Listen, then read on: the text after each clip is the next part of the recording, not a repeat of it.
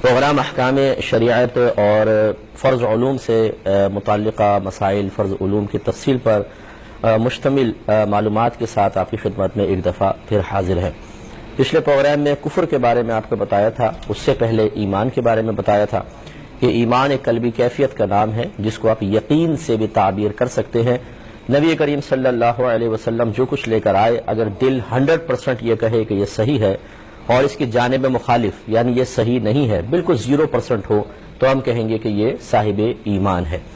اور کفر کا مطلب یہ ہوتا ہے کہ ضروریات دین میں سے کسی شے کا انسان انکار کر دے تو یہ کفر کہلاتا ہے۔ یا یوں سمجھ لیں اس کو آسان الفاظ میں کہ ضروریات دین سے مراد ایسے مسائل ہوتے ہیں، ایسی چیزیں ہوتی ہیں کہ جنہیں علماء اور ان کی صحبت میں رہنے والی اکثر عوام جانتی ہے، تو لہٰذا ایسی اشیاء کا انکار کرنا کہ جن کا تعلق اعتقادات سے ہو، جس کا تعلق ہمارے ایمانیات سے ہو، اور ان ضروریات دین کا انسان انکار کر دے تو یہ اسے کفر میں داخل کر دیں گی۔ اور آسان الفاظ میں سمجھ لیں کہ جن چیزوں کی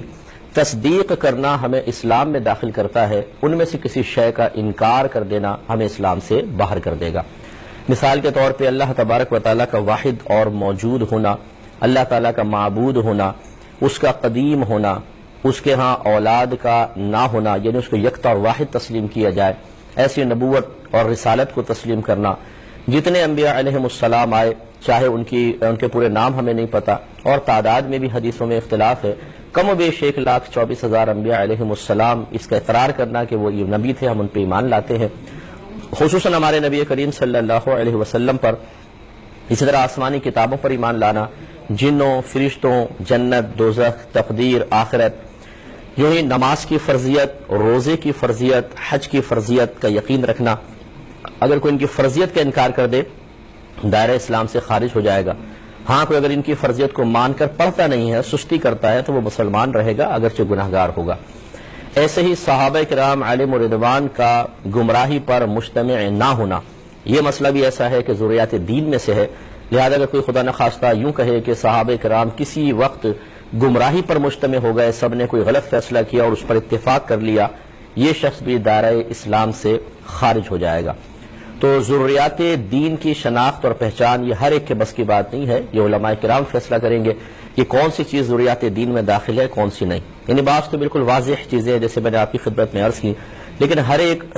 چیز کے بارے میں ہر شخص فیصلہ نہیں کر سکتا ہے، علماء ہی کریں گے۔ پھر اس کے بعد آپ کو یہ بھی بتایا تھا کہ اگر کوئی ایسا مسئلہ آ گیا، کسی ایسی شے کا انسان نے انکار کیا، کوئی ایسا زبان سے کلمہ نکالا کہ جو ضروریات دین کے انکار پر مشتمل ہے، صراحتاً انکار ہے، تو ہم کہتے ہیں یہ کفر التزامی ہے یا کفر صریح ہے یا کفر اتفاقی ہے۔ تو ضروریات دین کا جب کوئی شے انکار کر دیتا ہے تو وہ دائرہ اسلام سے خارج ہو جاتا ہے، اسے مرتد کہا جاتا ہے، اس کے پچھلے تمام گناہ، تمام نیکیاں ختم ہو جاتی ہیں۔ اور اگر کوئی شخص ضروریات دین کا انکار تو نہیں کرتا، اس سے کم درجے کی کسی چیز کا انکار ہے، لیکن اگر ہم غور و تفکر کرتے جائیں، اس کو پیچھے لے جاتے جائیں کہ اس سے یہ خرابی لازم آئی، اس سے یہ، اس سے یہ، اس سے یہ، حتیٰ کہ ہم یہاں تک پہنچ جائیں کہ ہاں ضروریات دین کا انکار ہو گیا، یعنی بہت پیچھے جا کر، تو اس کو کہتے ہیں کفر لزومی ہے یا کفر غیر اتفاقی ہے، کفر غیر صریح ہے۔ ایسا شخص حقیقتاً کافر نہیں ہوتا، اس کے فعل یا قول کو تو کفر کہا جاتا ہے، لیکن اس شخص کو، قائل کو یا فاعل کو کافر نہیں کہیں گے۔ چنانچہ وہ اس شخص کے بارے میں حکم یہ ہوگا جی احتیاطاً آپ تجدید ایمان کریں اور تجدید نکاح کریں، اگر نہ کریں تو اس کے لیے سوشل بائیک آؤٹ کا حکم ہوتا ہے کہ اس سے بالکل دور رہیں تاکہ یہ توبہ کرے۔ اور جب یہ لوگوں کے اس طریقے سے اجنبی رویے کو دیکھے گا تو یقیناً اسے اپنی خطا کا احساس ہوگا، یہ توبہ کر لے گا۔ اور یہ رویہ اختیار کرنا اس لیے ضروری ہے کہ آج اگر اس کو نہیں روکا گیا تو کل یہ حقیقی کفر میں مبتلا ہو جائے گا۔ دوسرے الفاظ میں آپ یوں بھی کہہ سکتے ہیں کہ اگر کسی کفر پر علماء متکلمین اور فقہا متفق ہو جاتے ہیں کہ ہاں یہ کفر ہے، تو سمجھ لیں وہ کفر التزامی ہے اور وہاں ضرور ضروریات دین میں سے کسی شے کا انکار ہو رہا ہوگا۔ اور اگر علماء متکلمین یہ کہیں کہ نہیں یہ کفر نہیں ہے، ہاں فقہا کہیں یہ کفر ہے، تو سمجھ لیں وہ کفر لزومی ہوتا ہے کہ وہاں حقیقتاً ضروریات دین میں سے کسی شے کا انکار نہیں ہو رہا ہوتا، لیکن اگر اس فعل یا قول کی قباحتوں پر غور کرتے چلے جائیں کہ اس سے یہ قباحت لازم آئی، اس سے یہ، اس سے یہ، اس سے، تو نتیجہ کہیں نہ کہیں جا کر ایسا ہی ہوگا کہ ضروریات دین کا انکار محسوس ہو رہا ہوگا، تو اسے کفر غیر اتفاقی، کفر غیر صریح وغیرہ کہا جاتا ہے۔ تو ہم نے آپ کو بارہا سمجھایا کہ کبھی بھی ایسا نہیں کریں آپ کے کہ کسی کا جملہ سنا، کسی کا کوئی فعل دیکھا اور آپ نے فوراً اس پر خدا نخواستہ کفر کا فتویٰ دینا شروع کر دیا، بلکہ بعض تو بہت ہی زیادہ سختی کے ساتھ، یعنی کفر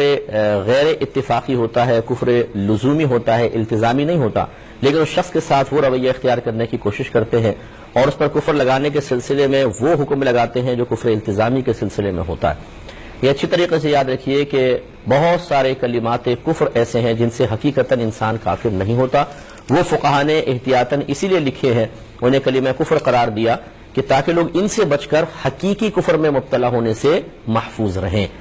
لہٰذا ایسا کوئی کفر کا ارتکاب کرنے والا کافر نہیں ہوگا، اور جب کافر نہیں ہوگا تو یہ اگر آپ اسے خدا نخواستہ کافر کہیں گے تو مسلمان کو کافر کہہ رہے ہیں، اور مسلمان کو کافر کہنا خود کفر ہے۔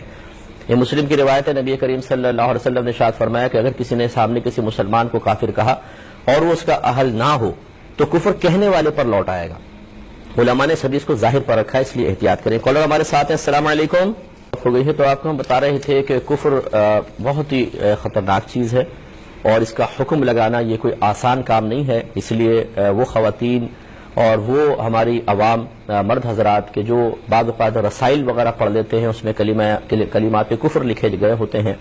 وہ یقیناً اسی لیے لوگوں کے درمیان رائج کیے گئے یا لوگوں کو بتائے گئے تاکہ آدمی اس سے بچنے کی کوشش کرے۔ یہ مقصود نہیں ہوتا کہ آپ ان کو پڑھنے کے بعد دوسروں پہ حکم کفر لگانا شروع کر دیں، یا ایک جملہ جو اس میں نہیں لکھا لیکن کسی نے کہا تو آپ اس میں لکھے ہوئے کسی جملے پر اس کو قیاس کریں کہ دیکھو یہ کفر لکھا تھا، یہ بالکل ایسا ہے تو اس کا مطلب یہ بھی کافر ہوگا۔ یہ ہرگز نہ کیجیے گا، ورنہ شاید وہ کافر نہ ہو، آپ ہمیشہ کے لیے جہنم میں چلے جائیں گے، اسے توجہ کریں۔ ایک اور کالر ہمارے ساتھ ہیں، السلام علیکم۔ تو آپ کی خدمت میں یہ گزارش کی کہ کفر دو طرح کے ہوتے ہیں، کفر لزومی اور کفر التزامی، تو اس لیے تھوڑی سی اس پہ توجہ کریں اور ہرگز ایک دوسرے کے اوپر کفر کے فتوے نہ لگائیں، یہ آسان کام نہیں ہوتا ہے، اور خصوصاً وہ بہنیں بھی جو اس طرح کے رسائل پڑھنے کے بعد فوراً اپنے آپ کو سمجھتی ہیں کہ میں بہت زیادہ صاحبہ علم ہو گئی ہوں۔ تو ہم نے یہ دیکھا ہے، میں نے کتنے گھر اس طریقے سے بچائے ہیں کہ شوہر کی زبان سے کوئی لفظ نکلا،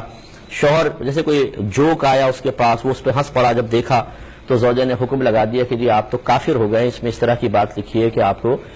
اس پہ ہنس پڑے تو کافر ہو گئے، حالانکہ وہاں کفر نہیں تھا، اور پھر وہ روٹ کے اپنے میکے چلی گئی اور عدت بھی گزارنا شروع کر دی، بعض اوقات یہاں تک صورتحال دیکھی ہے۔ پھر جب شوہر حضرات رجوع کرتے ہیں، پھر ان کے بعد ان کا پورا کیس سنا جاتا ہے تو پتہ چلتا ہے کہ یہاں کفر لزومی تھا، التزامی تھا ہی نہیں۔ پھر وہ سمجھاتے ہیں کہ آپ اتنی جلد بازی نہ کریں، اس طریقے سے اگر آپ عدت میں بیٹھ بھی گئیں تو آپ کا کوئی نکاح کوئی ختم ہوا کہ آپ عدت اپنی مرضی سے گزاریں،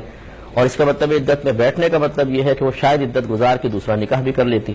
حالانکہ وہ بھی پہلے شوہر کے نکاح میں موجود ہیں، اس لیے اس میں خرابیاں بہت زیادہ ہیں۔ ہمارا مشورہ یہ ہوگا کہ اس طرح از خود فیصلے نہ کیے جائیں۔ ایک مختصر سا بریک لیں گے، ہمیں یقین ہے آپ ہمارے ساتھ ہی رہیں گے۔